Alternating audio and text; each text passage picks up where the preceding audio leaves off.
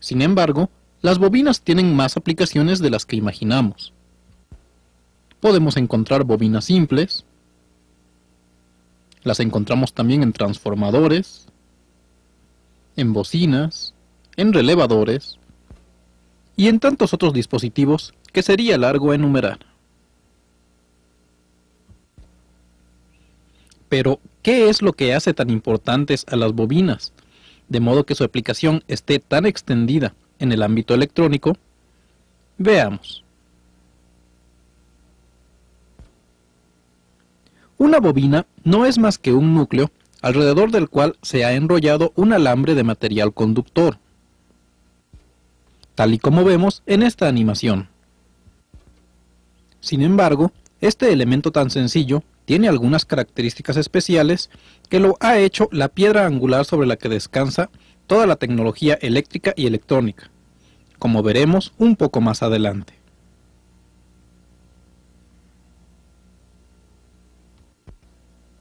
Veamos primeramente qué sucede cuando a una bobina se le conecta una fuente de voltaje, en este caso una pila.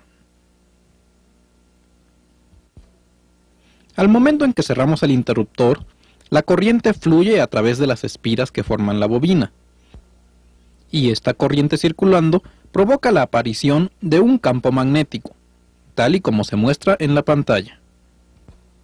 Este campo es el resultado de la suma de los pequeñísimos campos magnéticos que se producen al momento en que un electrón entra en movimiento.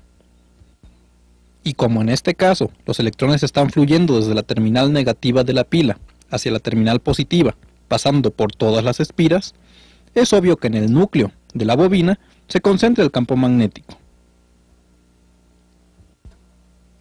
Vamos a comprobar este fenómeno, para lo cual necesitaremos unos sencillos elementos, como son una bobina, un núcleo de material ferromagnético, en este caso ferrita, un material de acero, por ejemplo un clip, y una fuente de poder. Veamos cómo funciona. Al momento de estar apagada la fuente de poder, esto quiere decir que no existe circulación de electrones en la bobina, y por tanto no hay ningún campo magnético en el núcleo de la misma. Por tanto, no se puede atraer el clip. En el momento en que encendemos la fuente de poder, se establece la corriente en la bobina y aparece el campo magnético en el núcleo. Por lo tanto, el clip es atraído. Esto se debe precisamente al fenómeno que acabamos de explicar. En el momento en que apagamos la fuente, el clip queda suspendido un momento por el magnetismo remanente. Sin embargo, una vez que cae, ya es imposible volverlo a levantar. A menos, por supuesto, que volvamos a encender la fuente. En este caso, se restablece el campo magnético y el clip nuevamente es atraído hacia el núcleo. Como ve, hemos construido un pequeño electroimán.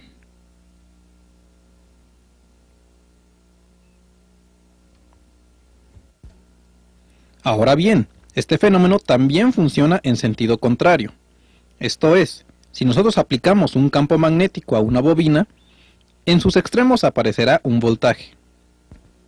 Sin embargo, hay que aclarar que en estos casos un campo magnético fijo no nos sirve de nada, ya que, como se muestra aquí, si se aplica un campo magnético simplemente a una bobina, el voltaje inducido será cero. Es necesario que empecemos a mover ya sea el imán o la bobina para que aparezca un voltaje en nuestra pantalla. Aquí estamos simulando que el imán se mueve. Por tanto, se induce un voltaje en la bobina y dicho voltaje puede ser monitoreado por medio del osciloscopio. Este fenómeno es precisamente el que se aprovecha en los generadores y alternadores para producir energía eléctrica. Precisamente por esta propiedad de inducir campos magnéticos, a las bobinas también se les llama como inductancias. Si vemos la definición, se llama inductancia a la propiedad de almacenar temporalmente una corriente en forma de campo magnético. La unidad de medida de la inductancia es el henrio, que se representa con una letra H. Sin embargo, y al igual que las capacitancias, el henry es una unidad muy grande. Por tal razón, para valores normales de inductancia se utilizan fracciones, como en este caso el microhenrio. A pesar de ello, al momento de construir proyectos electrónicos, es rara la vez en que nos dan la medida de una bobina en microhenrios. Lo normal es que nos den 3 valores. Uno es el diámetro, esto es, el tamaño de la bobina. El segundo parámetro es el número de vueltas que tenemos que darle al alambre. Y por último, tenemos el calibre del alambre empleado. Con estos 3 datos, nosotros tenemos información suficiente para construir prácticamente cualquier bobina. Sin embargo, otro factor que sí influye poderosamente en la inductancia de una bobina es su núcleo, el cual puede ser de aire o de material ferromagnético. Por supuesto, estas últimas tienen mucho mayor inductancia. Cabe hacer una aclaración. Para que un núcleo realmente afecte la inductancia de una bobina, este núcleo tiene que ser forzosamente de algún material ferromagnético, como es las láminas de acero o la ferrita. Si usted emplea materiales como el cristal, el plástico o la madera para hacer un núcleo de una bobina, ésta se comportará como si tuviera núcleo de aire. Por lo que se refiere a las formas más comunes como podemos encontrar bobinas, en su pantalla se están presentando algunas de ellas. Aunque es indudable que la más conocida y la más común es la que vemos en este momento. Simplemente unas cuantas vueltas de alambre formando una estructura semitubular. Aunque también es muy común encontrar otro tipo de inductancias. Las pequeñas capsulitas azules que en este momento se están indicando son en realidad inductancias de muy bajo valor, especiales para manejar señales de alta frecuencia.